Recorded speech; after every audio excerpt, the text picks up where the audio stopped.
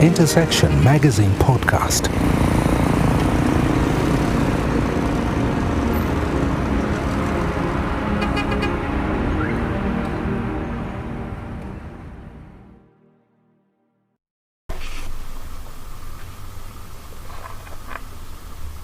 Welcome to Intersection Magazine Podcast. The purpose of this particular episode is to combine maybe about two forms of media with some thoughts that I've been having over the last few months, last few years. So what I'm going to do is I'm going to give you a link between a book that I've been reading, the personality I met online after a trip to Zanzibar and Tanzania. And the author is Jumanne Mtambilike. He's written a book called The Diary of an African Hub Manager. Its purpose is to give you lessons in growing innovation systems in Africa. So what I'm going to do is I'm going to link that information with a video clip from Kotani Pay's CEO. And it's an interview in which he talked about some of the processes that they went through as a Web3 company to raising a significant amount of funding. So what I will do is I will combine this information to a need that I've come across where many people are starting off businesses and need to know what kind of processes they need to go through to acquire funding, to be effective in the startup space. I hope you guys enjoy this podcast, and please don't forget to subscribe to our magazine.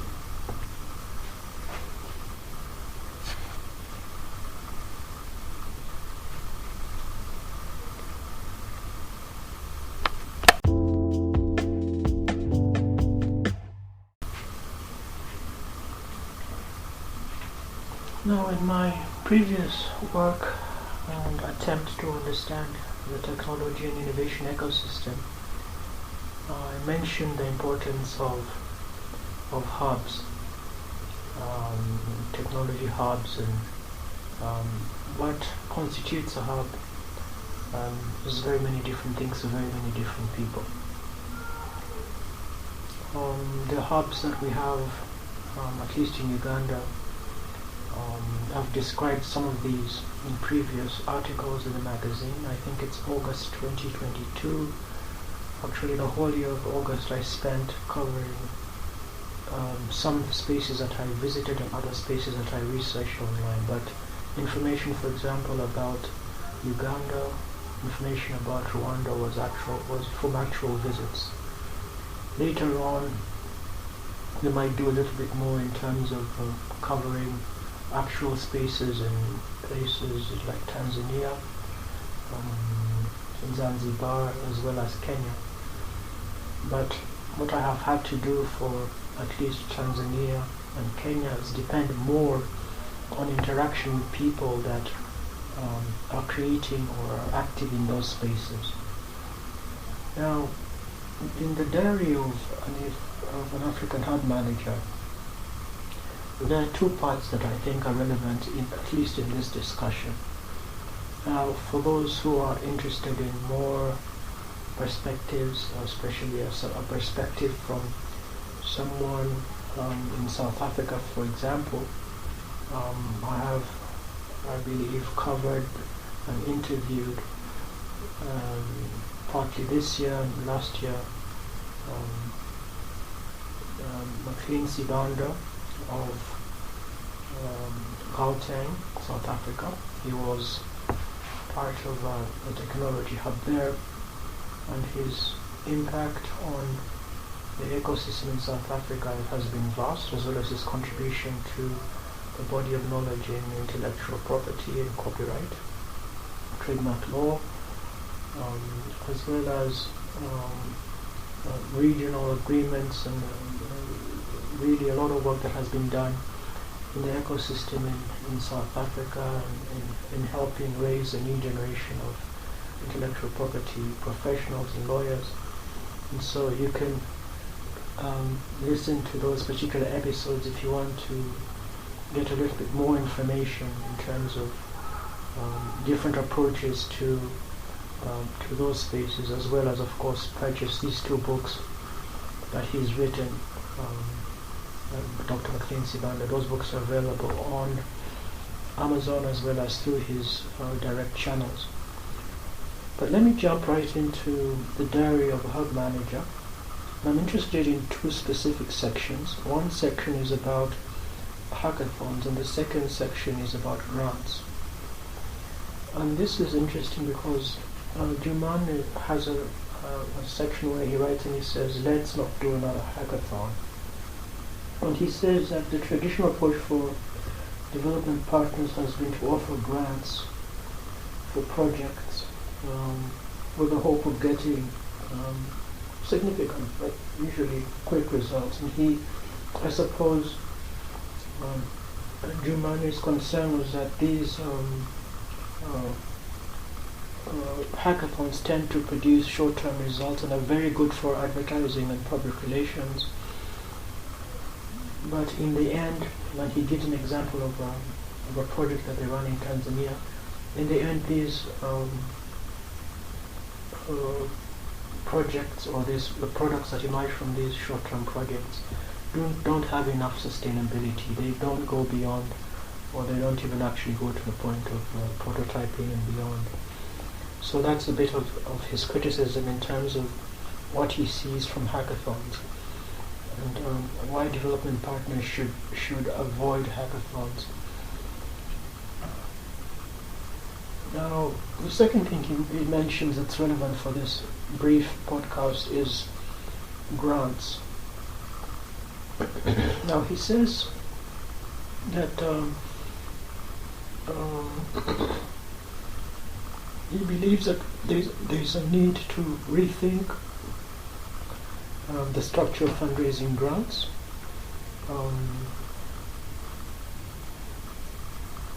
And he says that there should be a greater focus on growth. And of course, he says that they do tend to address a gap in angel stages of financing, at least in the early stages. But he believes that they can be made more effective.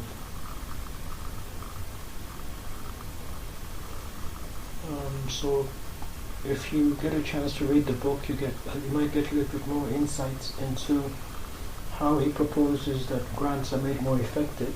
So I only touched on just brief pieces, a little bit here and there of what I understood and what he says in this section. And then I want to lead you to the next piece where the CEO of Kotani talks about his journey and where all these parts that we mentioned, from grants to hackathons, how important these little parts are in setting a stage and building trust and connecting the entrepreneur or the person who is running a startup or who is developing a product. Why these parts, the grants and the hackathons, are important for the person who's just starting. So this is really up to you, because I'll give you, or have given you, two perspectives. One is from a person who's been in the space for a while, the perspectives of a hub manager. Then the second perspective, the audio clip that I'll play, is from a person who one made a transition from the medical field into the startup space, more specifically the blockchain space.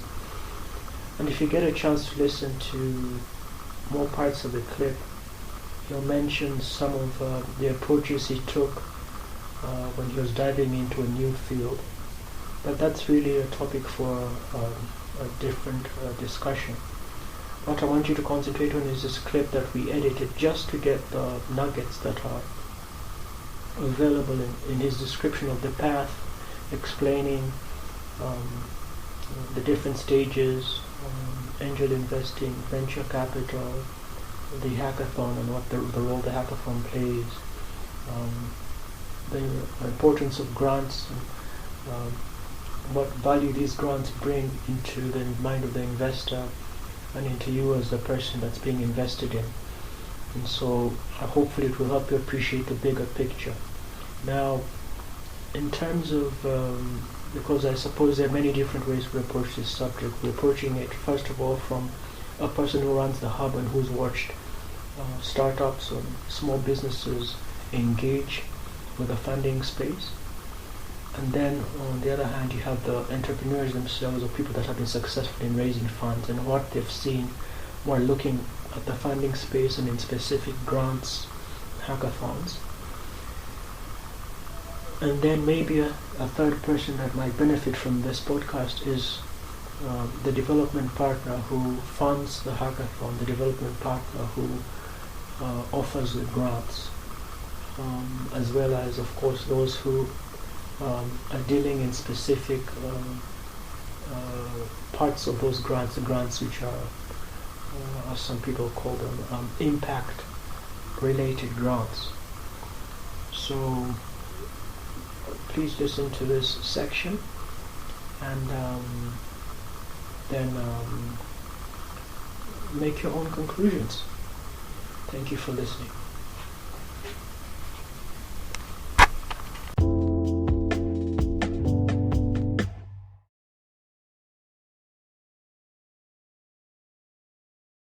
Fintech company, the hurdles are particularly demanding. Felix and his team navigated these challenges and recently secured a whopping $2 million funding to expand their cross-border platform. So that's also a journey, right? So like if you are talking about $2 million USD, you're talking about 3 years of funding or raising. And so the way we got to that, and I encourage many entrepreneurs who are in tech, so you know, it might be in other things, but the ones who are in tech, you go through these, I call them stages. So the first stage is you have a prototype or something, a product you think might work, and you have to expose it to the public. You have to move beyond the echo chamber of 5 guys who are telling you, this product is good, it works, I tried it today, you know, to like the general public and what the general public thinks about your product and what it's worth. And the way to do it in the tech space is you attend something called a hackathon. So you register your team, other people register their teams, it's a competition, and the ones who are most innovative win a prize. You know, that's the purpose of a hackathon. And so we attended many hackathons. Some we won, some we lost. The good thing about hackathons is when you win, you're given prize money. So it gives you time to develop your prototype, and it gives you time to continue the journey. Then after hackathons comes things called grants. So in a hackathon, you're just proving these are the failures of my product. And you know, this is usually a team of 4 guys or 4 guys and 1 girl. Unfortunately, there's still, you know, that inequity issue when it comes to software and coding.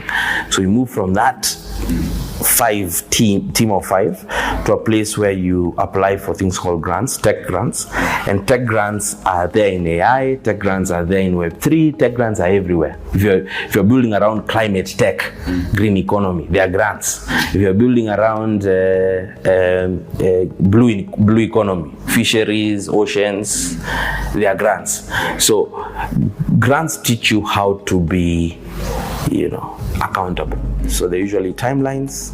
So you're saying you're going to complete this activity in 3 months, and after 3 months, this amount is unlocked. So it teaches you to be accountable. Only then can you then say, according to me, only then can you then go and say to investor, and there are four stages also in the investment space. So you have angel investor, that's very small checks, maybe below $10,000, okay, because they probably believe in your idea, and you give them a huge chunk of your company until later you find out it is huge chunk. When you say 2% of my company, early on, you don't see it as anything until much later, but you give them that much because they believed in him. Then there is after angel investor, there are those ones who are called VCs, venture capitalists. After that, you have institutional investors. So these ones are big banks, usually global banks. They're either in Europe, they're in US, they're in Japan, all these other places. So once you finish a grant, you can go to a VC. Why go to a VC at that stage? Because number one, you have a proven prototype. You have built a product that works. You have tested it out with customers. You have tested it out in hackathons. People have told you, this part of your product is shit. This part of your product is great. Okay. You have moved on to a grants program where you have been told, okay, take your product and score it against a timeline. So can you achieve these milestones in 6 months? Can you achieve it in 12 months? So I have onboarded 1,000 users, in 12 months. Or I've onboarded 1,500 users in 12 months. Now you take that, what we call in the space traction, how much progress you have made. You take that traction, you go to an investor. You say, now this, I think, is a sustainable business, because if I only add 5,000 other users, I'm in the money. Like I'm actually cash flow positive, or I'm profitable. Okay, so I have tested this thing out with grants. I have 1,200 users. They're using this product. They like it. This is how much you're making from it. And if I get to 5,000 users, I will be making this much in money. And if I get to 100,000 users, I'll be making this much in money. So most VCs, most venture capitalists will be looking at what you have achieved so far, what they call traction, and then what are your projections for the future? Usually three years into the future. So at this stage of VCs, the way you meet VCs is by enrolling into things called incubators and accelerator programs. Because incubators are places where you nurse your idea, accelerators are places where you accelerate your idea. But the way they are structured is, you have a program of about 10 weeks, and at the end of 10 weeks, they introduce you to investors. So like in the case of Kotani, we went through that journey. So we had a hackathon. There are so many, honestly.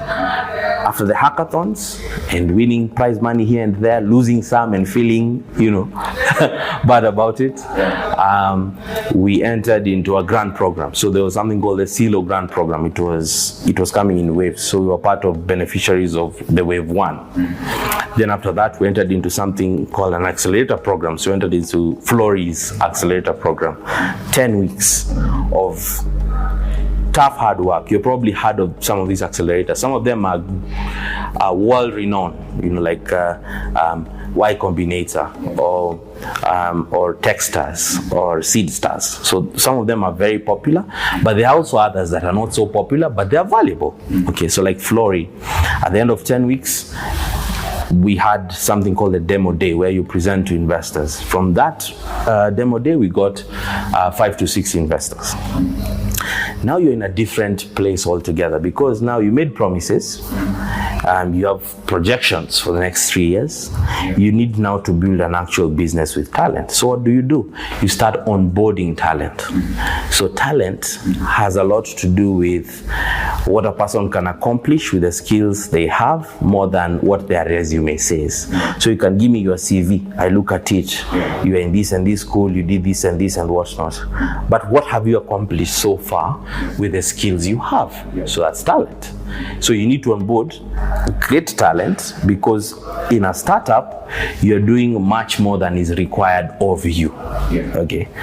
So somebody comes with great resume, what have they accomplished? And if you feel they have a great resume and they have accomplished a lot, that's good talent. You onboard them, you bring them into your tribe, and then you build together.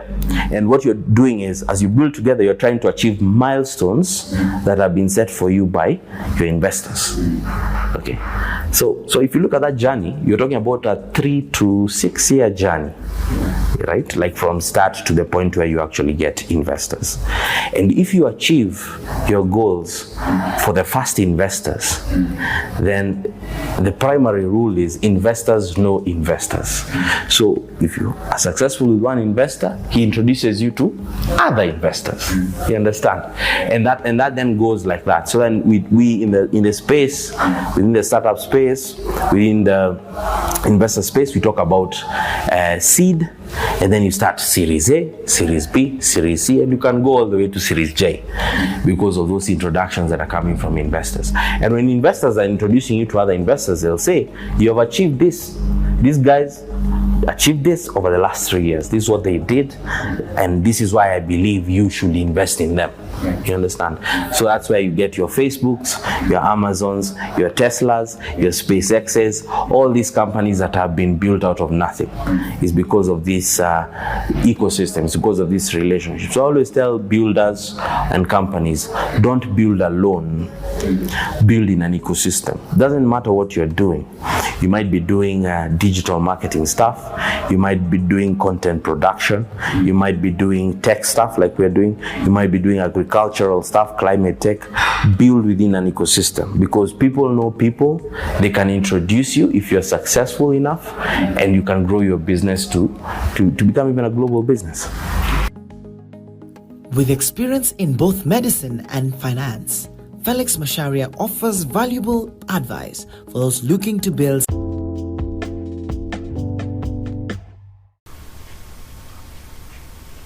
I suppose there's a few conclusions that one can make after listening to the piece by Kotani, and of course special shout-outs to Hustle Yango and Kiboko Dao. Hustle Yango is a podcast that operates in Kenya. They did the interview with the Kotani CEO, and all I did was pick up the most important parts for this particular podcast. I think some of the things that stood out in the conversation with the CEO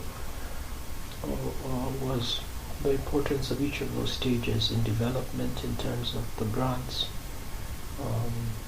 how the grants allow the startup founder and his team to be more accountable. So something else that stood out is the fact that there still are more men than women in the tech fields. And then of course the importance of participating in these events and having your product, putting your product out there. Then the importance of metrics, gaining metrics that are useful to both angel investors, venture capitalists, and institutional investors.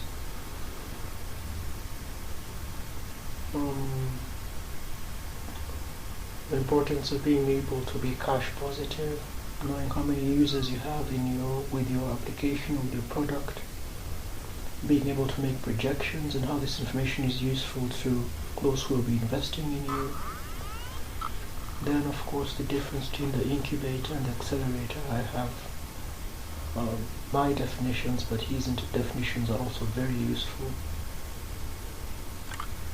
Then he talks about hackathons and grants, which is what we try to highlight in the connection between this conversation with the Kotani CEO, Mr. Macharia, and Mr. Mtambilike from Tanzania as a hub manager.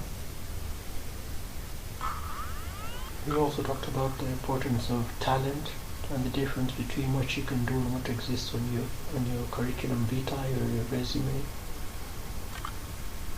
The importance of connections, because these connections with the investors allow you to connect with other investors. The importance of having a product that's actually successful, the value of useful and robust ecosystem. Those are some of the things I've taken away. Then, to go back to Jumanne Mtambilike's book on the Diary of an African Hub Manager, he mentioned the challenges that exist for those who are starting out in technology and innovation, because during the early stages, the biggest challenge is funding. And he says because of the impact and sector-sensitive nature of grants, that many founders or many teams that are developing products are usually forced to change their direction in order to fit in this particular sector or particular form or impact that the grant is looking for. So, for example, if there's a climate focus, then people who are not necessarily interested in climate may pivot into climate. But I think that may be really up to the young people themselves to do a little bit more research and find out where their technology or where the applications need to be applied and who is out there that is offering grants of that nature. So I think the onus falls on the young people and those who are developing products, on the innovators to expand their networks, to do a little bit more research, to be more active in their local settings with their ecosystems, whether that's through the hubs, whether that's through social media connections, whether that means being better at storytelling, because sometimes storytelling gives you access to people that may be interested in funding your project or product. Now, although the focus of this podcast has been in clarifying a few parts about the fundraising journey, it's also important to highlight the value of intellectual property, trademarks and copyright, which is why I recommend that you have a look at the books that are recommended by the South African author, Dr. Maclean Sibanda.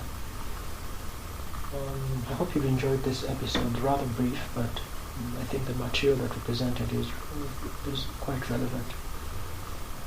We would appreciate that you subscribe to a magazine. It's Intersection Magazine, released every month.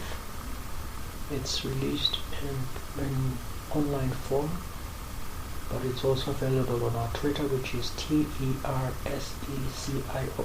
Tersection. As well, and as for those who subscribe, it's just $24 for a year. You'll get 12 issues sent to you. And then, of course, follow us on Intersection Magazine podcast on Apple, Google, Spotify, the rest of the major podcast players, podcast hosts. Thank you for listening, and we appreciate your subscriptions.